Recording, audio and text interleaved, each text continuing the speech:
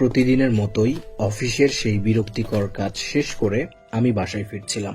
ঠিক তখনই আমার চোখ পড়ে দেওয়ালে লাগানো একটি পোস্টারের ওপর, যেখানে লেখা ছিল খুশি কিনুন। আমার কাছে এটি একটি হাস্যকর ব্যাপার মনে হয়েছে, তাই আমি সেই পোস্টারের একটা ছবি তুলি, কারণ বাড়িতে গিয়ে আমি আমার মাকে এটি দেখাবো। বাবা মারা যাওয়ার পরে আমি আর আমার মা একাই থাকি। আমাদের জীবনে তেমন কিছুই নেই, আমরা একটা সাধারণ মানুষের মতোই জীবনযাপন করি। যখন আমি বাড়িতে ফিরি তখন মোবাইলে তোলা ছবিটাকে আমার মাকে দেখানোর কথা ভুলে যাই। বাড়িতে যাওয়ার পর আমি বাড়ির কিছু কাজ করি, রাতের খাবার খাই আর তারপর ঘুমিয়ে পড়ি। আমার তখনও কোনো কিছুই মনে পড়েনি। প্রতিটা দিন আমার একই রকমের হয়, সকালে উঠে অফিসে যাওয়া আর ওই একই রকমের কাজ করা, আর তারপর বাসায় এসে ঘুমিয়ে যাওয়া। ব্যাস, এটাই আমার জীবন। কিন্তু একদিন কিছুটা ভিন্ন রকমের হয়। আমি সকালে উঠে রেডি হয়ে অফিসে যাই, আর প্রতিদিনের মতো সেই বোরিং কাজ যেটা আমি রেগুলার করি। আর সেই দিন একটু কাজ অল্প থাকার কারণে আমার কাজটা তাড়াতাড়ি শেষ হয়ে যায়, আর আমি একটু আগে ভাগেই বাসার উদ্দেশ্যে বেরিয়ে পড়ি। আমি হেঁটে হেঁটে বাড়ি ফিরছিলাম আর ভাবছিলাম যে আমার জীবনটা এরকম কেন। যে জীবনটা আমি অতিবাহিত করছি এটা আমি কখনোই চাইনি। আমি সবসময় একটা মুক্ত জীবন চেয়েছি, যেখানে আমি অন্য শহরে গিয়ে যেন আরামসে ঘুরতে পারি। কিন্তু আফসোস, আমার জীবনটা ওইরকম না। এখন তো আমার জীবনের প্রতি বিরক্ত চলে এসেছে। আমি এই সব কিছু ভাবছিলাম আর কফি খাচ্ছিলাম। ঠিক তখনই আমার চোখ ওই পোস্টারে যায়, যেখানে লেখা আছে খুশি কিনুন। পোস্টারে একটা নাম্বার দেওয়া আছে। আমি কোনো কিছু না ভেবেই ওই নাম্বারে ফোন দিই। ফোন রিসিভ হয় আর তিনি হ্যালো বলেন। বুঝতে পারি একটা মেয়ে ফোন ধরেছে। আমি তাকে বলি, আমি আপনার অ্যাড দেখেছি, আমি ওই বিষয়ে কথা বলতে চাই। উনি বলেন যে খুব ভালো, তো তুমি কবে সেই ফুলটা নিতে চাচ্ছ? আমি তাকে বলি যে আপনি কোন ফুলের কথা বলছেন? তখন উনি বলেন যে আমি সেই ফুলের কথা বলছি যেখানে অফুরন্ত খুশি রয়েছে, তুমি ওটা কবে নিবে? আমি একটু চিন্তা করি আর বলি যে আচ্ছা ঠিক আছে, আমরা কি দেখা করতে পারি? উনি বলেন হ্যাঁ অবশ্যই, আমি তোমার সাথে একটি পাবলিক প্লেসে দেখা করব, যাতে করে তোমার কোনো সন্দেহ যেন না থাকে। এরপর আমরা দুইজনে মিলে একটি পার্কে দেখা করার সিদ্ধান্ত নিলাম, যেখানে মানুষ হরহামেশাই চলাফেরা করে। ফোন কেটে দেওয়ার পর আমি ভাবতে থাকি যে আমি তার কাছ থেকে কোনো ফুলই কিনতে চাই না।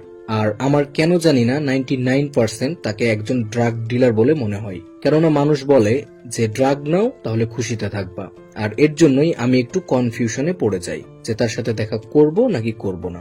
যাই হোক, আমি কিছুটা সাহস নিয়ে তার সাথে দেখা করতে চাই। পার্কে যাবার পর আমি তাকে ফোন দিই, আর তখন তিনি আমাকে বলেন যে খুব শীঘ্রই তিনি চলে আসবেন। এটা বলেই তিনি ফোনটা কেটে দেন। একটু পর দেখি যে একটা মহিলা আমার দিকে আসছে। আমি বুঝতে পারি এটা ওই মহিলাই, তাই আমি তাকে হাই বলি, আর তিনিও হাত নাড়িয়ে আমাকে হ্যালো বলেন। তার বয়স মোটামুটি 20 থেকে 22 বছরের মতো হবে, কিন্তু তার পোশাকটা কেমন জানি অদ্ভুত টাইপের, যেটা দেখে মনে হচ্ছিল যে সে হয়তো কোনো জাদুকর্ণী বা ডাইনি টাইপের হবে আর কি। আর তার চোখ থেকে কেমন জানি একটা আলো বের হচ্ছিল। সোজাভাবে বলতে গেলে তাকে আমার সাধারণ মেয়ে বলে মনে হচ্ছিল না। উনি আমার কাছে আসেন আর আমাকে বলেন যে তুমি কি ওই ফুলটা নেওয়ার জন্য আমাকে ফোন দিয়েছিলে? আমি বলি যে হ্যাঁ, আমি ফোন দিয়েছিলাম। উনি বলেন বাহ, খুব ভালো, আচ্ছা এই নাও তোমার ফুল। আমি ফুলটাকে হাতে নিই। ফুলটা থেকে আলোর মতো কিছু একটা চমকাচ্ছিল, আর ফুলটা অসম্ভব সুন্দর ছিল। আমি ওই মহিলাকে বলি যে এটা আসলে অনেক সুন্দর, কিন্তু প্রকৃতপক্ষে এটি আসলে কি? উনি বলেন যে তুমি এই একই প্রশ্ন আর কতবার করবে? আমি ফোনেও তোমাকে বলেছি যে এটা একটা ফুল যেখানে অফুরন্ত খুশি রয়েছে। আমি বলি যে বুঝলাম, কিন্তু আমি এটাকে কি করব? উনি বলেন বেশি কিছু না, শুধু তুমি এটাকে তোমার কাছেই রেখে দিবে, তাহলেই হয়ে যাবে। আর যদি কোনো সমস্যা হয় তাহলে আমাকে ফোন দিবে। এই সব কিছু বলে তিনি সেখান থেকে চলে যেতে লাগেন। আমি ওনাকে ডাক দিই আর বলি যে এটার দাম কত আর আমাকে কত টাকা দিতে হবে। উনি বলেন যে চিন্তা করো না, সময় হলে তুমি নিজেই এর মূল্য পরিশোধ করে দিবে। তারপর কিছুটা হাসতে হাসতে সেখান থেকে চলে যান। উনি যাবার পর আমি ভাবি যে এটা কেমন বোকামি, আর এটা কেমন চমকানো ফুল আমি আমার হাতে নিয়েছি। যাই হোক, এসব কথা বাদ দিয়ে আমি ফুলটাকে আমার পকেটে রাখি। কিন্তু যখনই আমি ফুলটাকে পকেটে রাখি ঠিক তখনই আকাশে মেঘ জমে আর হঠাৎই বৃষ্টি শুরু হয়। যদিও একটু আগেই আকাশ পরিষ্কার ছিল, আর আবহাওয়া অফিস থেকেও আজকে বৃষ্টির কোনো কথা বলেনি। আমি বৃষ্টি থামার অপেক্ষা না করে বাসে উঠে পড়ি আর বাড়িতে যাই। বাড়িতে যাওয়ার পর আমি দরজায় নক করি। অনেকক্ষণ অব্দি ডাকার পরেও আম্মু দরজা খুলছিল না, তাই আমি বারবার দরজায় নক করতে থাকি। তখন একজন অপরিচিত অদ্ভুত টাইপের লোক দরজা খোলে। ওনাকে দেখে আমি অবাক হয়ে যাই আর আমি বলি, আপনি কে আর আমার মা কোথায়? উনি আমাকে বলেন যে আমি নাকি ভুল ঠিকানায় এসেছি আর এটা আমার বাড়ি না। এই কথা বলে উনি দরজা বন্ধ করে দেয়। বিষয়টা আমার মাথায় ধরছে না, এটা কিভাবে সম্ভব? আমি আমার বাড়ি ভালো করেই চিনি।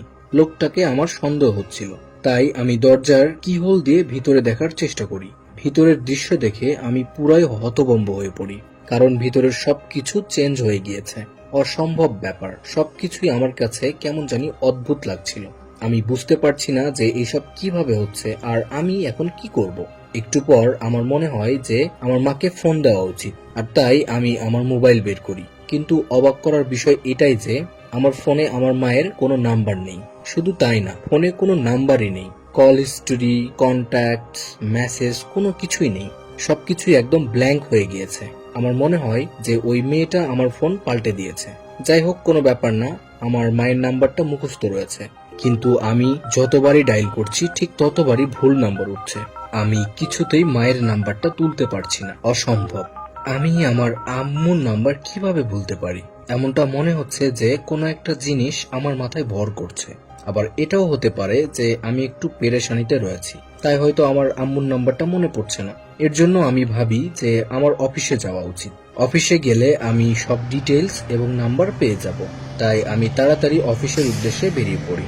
অফিসে পৌঁছানোর পর যখন আমি ভিতরে ঢুকতে যাব, ঠিক তখনই সিকিউরিটি গার্ড আমাকে আটকে ফেলে। উনি বলেন যে উনি নাকি আমাকে চিনেন না, কিন্তু সত্য তো এটাই যে উনি আমাকে ভালোভাবে চিনতেন, কিন্তু এখন চিনতে পারছে না। আমি ওনাকে অনেকবার বোঝানোর চেষ্টা করি, কিন্তু উনি আমার একটা কথাও বুঝেননি, বরং আমাকে বলে যে আপনার আইডি কার্ড দেখান। দুর্ভাগ্যবশত আমার কাছে আইডি কার্ডটাও নেই, তাই উনি আমাকে ভিতরে ঢুকতে দেয় না আর আমাকে বলে যে সরি স্যার, আপনি ভুল জায়গায় এসেছেন, দয়া করে এখান থেকে চলে যান। আমি কিছুই বুঝতে পারছি না যে আমি এখন কি করব। এমনটা মনে হচ্ছে যে কেউ আমার কাছ থেকে আমার জীবনটা ছিনিয়ে নিয়েছে। আমার কাছে আমার অফিস নেই, আমার বাড়ি নেই, এমনকি আমার মা অবধি নেই। আমার শুধু কান্না পাচ্ছে। আমি সবকিছু হারিয়ে ফেলছি, আমার নিজের কন্ট্রোলটাও ধীরে ধীরে হারিয়ে যাচ্ছে। যখন আমি আমার মাকে মনে করার চেষ্টা করি, তখন মায়ের চেহারাটা অবধি মনে করতে পারছি না। আমার জীবনটা অনেক সুন্দর ছিল, কিন্তু এখন মনে হচ্ছে যে কেউ আমার মাথায় ভর করেছে। ঠিক এমন সময় আমার ফোন বেজে ওঠে। আমি কোনোভাবে নাম্বারটাকে চিনে ফেলি। এটা ওই মেয়েরই নাম্বার যে আমাকে ওই ফুলটা দিয়েছিল। আমি ফোনটা রিসিভ করি। তখন উনি বলেন যে কেমন আছো আর সবকিছু কি ঠিক আছে? তখন আমি বলি যে তুমি আমার জীবনটা শেষ করে দিয়েছো, প্লিজ আমাকে আমার সেই সুন্দর জীবনটা ফেরত দিয়ে দাও। উনি বলেন যে আচ্ছা ঠিক আছে, আরো বেশি কিছু হওয়ার আগেই তুমি ওই ফুলটাকে কোনো একটা নদীতে ভাসিয়ে দাও, তাহলেই সবকিছু ঠিক হয়ে যাবে। এটা বলে উনি ফোন কেটে দেন।